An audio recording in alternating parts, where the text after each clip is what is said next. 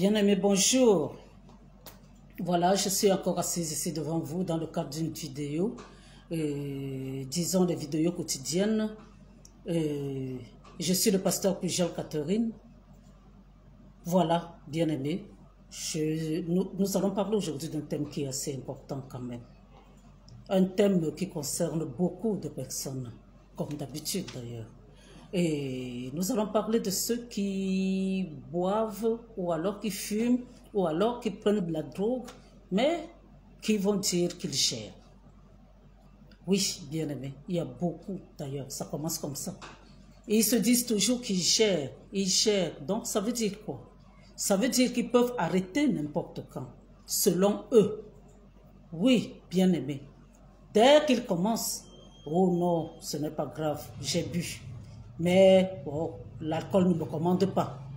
Je fume, mais la cigarette ne me commande pas. Je prends la drogue, mais c'était seulement au cours d'une soirée comme ça ne me commande pas.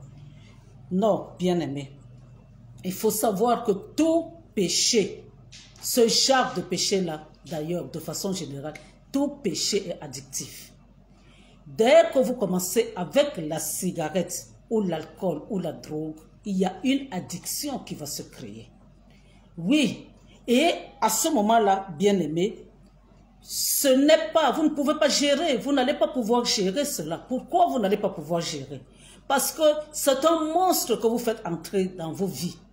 Un monstre qui va commencer, qui va entrer étant petit, mais qui va se développer, qui va vous amener qui va vous demander et vous redemander. Oui, bien-aimé, si c'est l'alcool, vous avez bu un peu, vous avez même la gueule de bois. Et bien aimé, la gueule de bois c'est quoi? C'est être malade le lendemain après avoir tellement bu. Mais comment pouvez-vous être malade à cause de quelque chose et vous continuez encore à faire cette chose si vous n'êtes pas, si cette chose, ça dit, s'il n'y a pas une addiction quelque part. Et quand il y a une addiction, bien aimé, ça veut dire que vous ne commandez plus, vous ne gérez plus. Vous ne gérez plus, bien aimé, vous ne gérez rien là-dedans.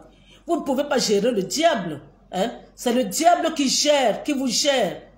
À partir du moment où vous choisissez cette voie-là, hein, quand vous commencez à donner votre corps, vous-même vous prenez vos corps, vous les donnez au diable de cette manière-là.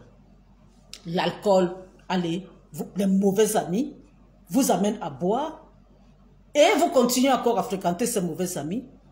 Si vous ne buvez pas, est-ce que eux, ils seront encore vos amis? Ils ne seront pas vos amis? Vous vous imaginez bien aimé que certaines personnes peuvent être fauchées. Vous rencontrez quelqu'un, un soulard, qui a de l'argent. Il voit bien que vous n'avez pas mangé, mais il va refuser de vous donner de l'argent. Il va refuser de vous donner la nourriture ou l'argent pour que vous achetiez la nourriture. Par contre, il sera prêt à vous offrir plusieurs bières. Ils sont prêts à aller dans les bars, faire une tournée générale, dépenser, même s'endetter, seulement parce qu'ils ne veulent pas aller en enfer seuls. Ils doivent trouver des compagnons de boissons. Et vous êtes là.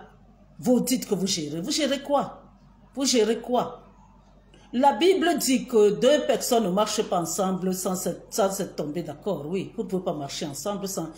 Si vous marchez avec quelqu'un qui est soulard et que vous ne buvez pas suffisamment, c'est vous qui commandez, c'est vous qui gérez, c'est la personne qui vous gère, c'est la personne que vous, à force de côtoyer cette personne, vous allez commencer à boire. C'est la même chose, vous fumez aujourd'hui, vous dites que non, oh je voulais, vous toussez même, ce n'est même pas agréable.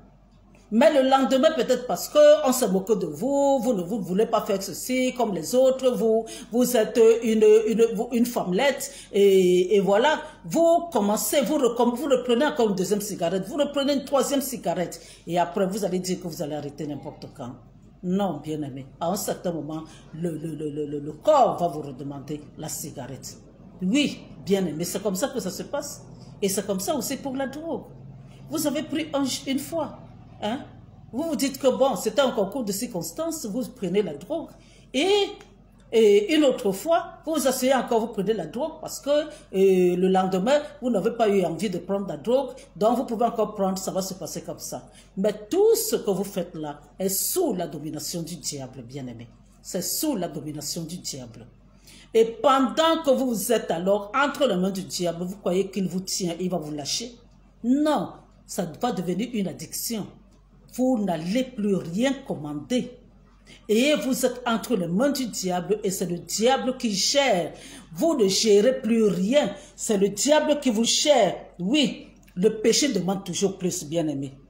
Il demande toujours plus. Je vous ai dit, c'est comme un démon qui entre en vous. Et il va grandir. Et si vous mangez un peu, il va vous amener à manger beaucoup. Si vous fumiez, vous buviez un peu, il va vous demander un peu plus. Jusqu'au moment où vous allez tomber dans des caniveaux. Si vous preniez un peu de drogue, alors vous n'allez plus sniffer, vous n'allez plus fumer même le baga. Vous allez même vous injecter. Parce que ce que vous faisiez là va devenir petit. Oui, bien aimé, c'est comme ça que ça se passe. Et tout le temps, non, je gère. Oh, moi je peux arrêter n'importe quand. Je peux arrêter n'importe quand. Qui t'a dit que tu gères? Hein? Quand Dieu t'a créé, il t'a dit que tu allais gérer ton corps toi-même.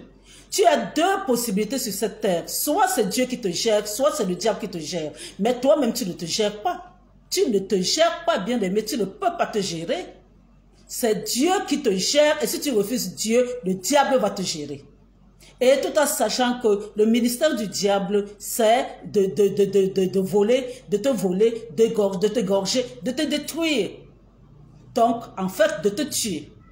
Donc, quand tu choisis la voie du diable, c'est automatiquement la mort qui sera au bout. Donc, bien aimé, il faut faire attention avec ce terme-là. Hein? Tout le temps, je gère. Tu gères quoi? Tu gères quoi? Tu montes, tu descends, tu couches avec les femmes des autres, tu dis que ça devient une addiction. Si tu ne couches pas, tu ne peux pas être tranquille. Si tu ne vas même pas vers l'interdit, tu ne peux pas être tranquille. Si tu ne vas pas vers les femmes des autres, ce ne sera pas sucré. Donc alors, et après vous dites que vous gérez.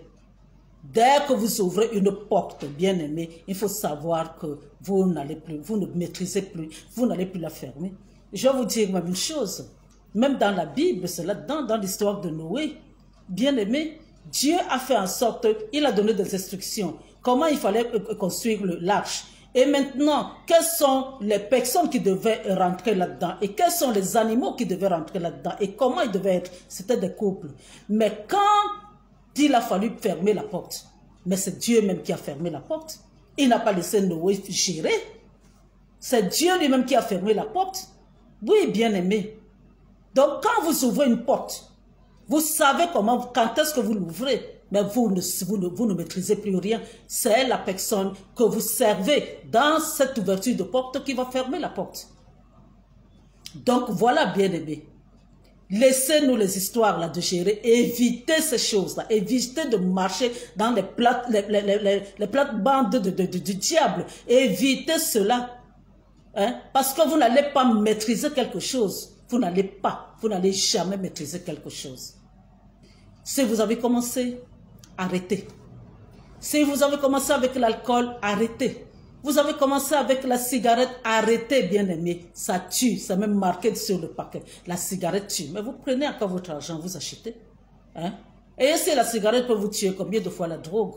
Mais vous continuez encore. Donc, bien aimé, arrêtez tout cela.